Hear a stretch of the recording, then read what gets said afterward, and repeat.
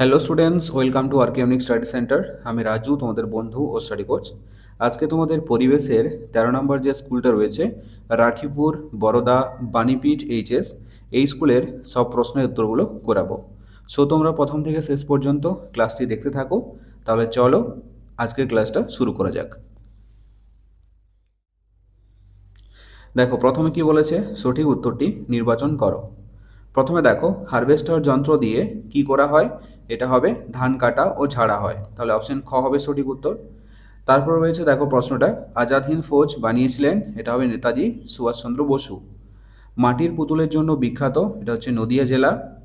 সান্দাকফু পর্বত শৃঙ্গের উচ্চতা হলো অপশন গ 3630 মিটার। মানুষের সবচেয়ে বড় সম্পদ হলো বুদ্ধি। পেয়ারা বিখ্যাত হচ্ছে বারুইপুরে। এরপরে আছে শূন্যস্থান পূরণ করো। ড্যাশ ছিলেন স্বাধীন ভারতের প্রথম প্রধানমন্ত্রী, এটা হবে জওহরলাল নেহেরু ছিলেন স্বাধীন ভারতের প্রথম প্রধানমন্ত্রী। দুইটা কি বলেছে, একটি অর্থকরী পোকা হলো রেশম কীট। ড্যাশ মাছ ল্যাঞ্জে ভর দিয়ে লাফাতে পারে, এটা হচ্ছে চ্যাং মাছ। বক্সা অরণ্যের প্রবেশদ্বার হলো আলিপুরদুয়ার। বঙ্গভঙ্গ আন্দোলন হয়েছিল 1905 সালে। বাঁশের কেল্লা তৈরি করেছিলেন, এটা হবে তিতুমির। এরপর দেখো তিনে কি বলেছে, মিল করো। ক স্তম্ভের সঙ্গে খ স্তম্ভের মিলাতে হবে। প্রথমে রয়েছে দেখো ম্যানগ্রোভ জাতীয় উদ্ভিদ, এটা হচ্ছে সুন্দরবনে দেখতে পাওয়া যায়, তাহলে গয়ের সঙ্গে মিলিয়ে দাও। তারপরে রয়েছে কুলিক পাখিরালয়, এটা হচ্ছে রায়গঞ্জে অবস্থিত। শিশু দিবস, এটা কার জন্মদিন উপলক্ষে পালিত হয়, জওহরলাল নেহেরুর জন্মদিন উপলক্ষে। রেলের ইঞ্জিন, এটা হবে পশ্চিম বর্ধমান, চিত্তরঞ্জনে বিখ্যাত। ওকে, এরপরে আছে দেখো সংক্ষেপে উত্তর দাও।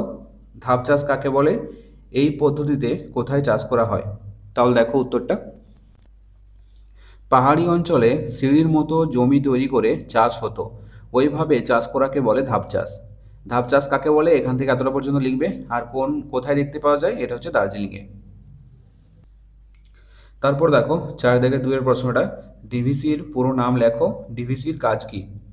তাহলে উত্তরটা দেখো, ডিভিসির পুরো নাম হলো দামোদর ভ্যালি কর্পোরেশন। আর এটির কাজ কি, এখান থেকে লিখবে, বন্যা বন্ধ করার জন্যই ডিভিসি করা হয়েছিল। ঠিক ছিল, পাহাড় থেকে দামোদর নদী দিয়ে গড়িয়ে আসা বর্ষার জল জমিয়ে রাখা হবে। পশ্চিমবঙ্গের সীমান্তের কাছেই অনেকগুলো জলাধার করা হবে, সেখানে জল আটকে রাখা হবে, তাতে বন্যা হতে পারবে না। পরে সেই জল অল্প অল্প করে ছাড়া হবে, তাতে ওই অঞ্চল সারা বছর চাষ করার জল পাবে। এখান থেকে এতটা পর্যন্ত লিখবে। এরপরের প্রশ্ন দেখো, নিত্যবহ নদী কাকে বলে, একটি নিত্যবহ নদীর নাম লেখো।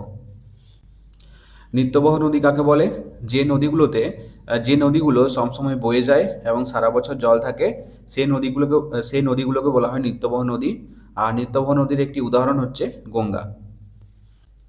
এরপর দেখো 5-এর কি বলেছে, সত্য বা মিথ্যা নির্বাচন করো। একটি লুপ্তপ্রায় মাছ হলো সরপুঁটি, এটা হবে সত্য। দীঘাতে টেরাকোটার কাজ হয়, এটা হবে মিথ্যা। পশ্চিমবঙ্গের রানীগঞ্জে কয়লা খনি আছে, এটা সত্য। আমাদের দেশে 26শে জানুয়ারি দিনটি সাধারণতন্ত্র দিবস হিসাবে পালিত হয়, এটা সত্য। এরপর 6 বলেছে, সংক্ষিপ্ত উত্তরধর্মী প্রশ্নগুলির 2-4টি বাক্যে উত্তর লেখো। প্রথমে রয়েছে দেখো, গঙ্গা নদীর গতিপথ বর্ণনা করো। তাহলে উত্তর দেখো, উত্তরটা তোমরা এখান থেকে এতটা পর্যন্ত লিখবে, এখান থেকে এতটা পর্যন্ত। এরপর 2-এর প্রশ্নটা বলেছে, শ্বাসমূল কি? শ্বাসমূল দেখা যায় এরকম একটি গাছের নাম লেখো।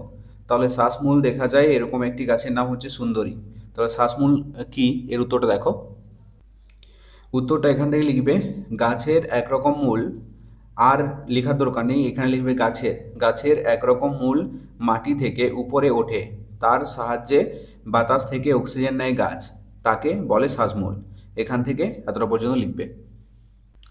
এরপরের প্রশ্ন অর্থাৎ শেষ প্রশ্ন দেখো, সবুজ বিপ্লব কি? চাষের জমির বন্ধু কোন প্রাণীকে বলা হয়? তাহলে চাষের জমির বন্ধু বলা হয় কেঁচোকে। আর সবুজ বিপ্লব কি, এর উত্তরটা দেখো। সার কীটনাশক ব্যবহার কিভাবে বাড়লো তা তো শুনেছ, কিছু কিছু অব্যবহৃত জমিও কাজে লাগানো শুরু হলো। এভাবে আমরা মোটামুটিভাবে নিজেদের দরকার মতো খাদ্য নিজেরাই উৎপাদন করতে পারলাম। এই ঘটনাকে ভারতের সবুজ বিপ্লব বলা হয়। এখান থেকে এতটা পর্যন্ত লিখবে। সো এই ছিল আজকের ক্লাসটি কেমন লাগলো অবশ্যই কমেন্ট করে জানাও। আর যদি ভালো লেগে থাকে তাহলে অবশ্যই একটি লাইক করে দিও। আর ছোট্ট বন্ধুরা, তোমরা যদি আমার চ্যানেলে নতুন হয়ে থাকো তাহলে অবশ্যই সাবস্ক্রাইব করে পাশে থাকা বেল আইকনটিতে প্রেস করে রাখো। চলো, দেখা হচ্ছে নেক্সট কোনো ক্লাসে। ততক্ষণ পর্যন্ত বাই বাই, টেক কেয়ার।